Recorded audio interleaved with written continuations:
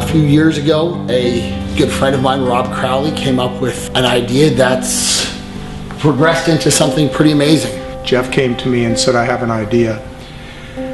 There's families out in Winnipeg that need help. The spirit of Project Echo is tremendous, and that starts at Jeff Fisher and trickles its way down and around to everyone else involved. Echo is a transparent organization.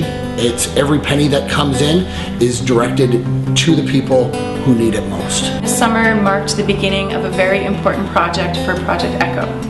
We have been fortunate enough to receive a very generous and large donation of brand new men's and women's clothing. Project Echo invited New Directions and a few of the programs to come and have the opportunity to pick brand new clothing for participants that generally don't have access to new clothing. We've been working very closely with several important organizations throughout the city. The people that we serve are generally people that have gone below rock bottom. We deal with hundreds of people daily, and it allows us to engage and meet the needs of my friends, the people we serve each day.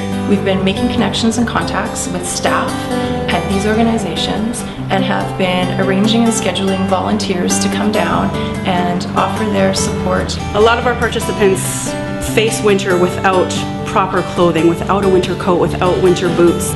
We simply provide a little space in our building and just watch the teams work. It started off as something that we wanted to occupy half an hour a week, and as you can see, it's turned into a full-time passion. My job has been picking up the unbelievable amount of donations that we've received from all over the place for clothing, loading up in boxes and bringing it up here, and then the sorting, packing, and redistribution of it to people in our community that really need it. This year, to date, we've sent out over 500 boxes to Winnipeg's most needy. Something like a brand new pair of pants, boots, winter coat, shirt, it brings dignity to their lives. How can a word possibly describe what it's like to get a winter jacket when you don't have one? Today was the first day that family was able to go out as a family outside, that they didn't have to exchange clothes among themselves to be able to go outside. It might actually keep them warm. It might actually help them survive.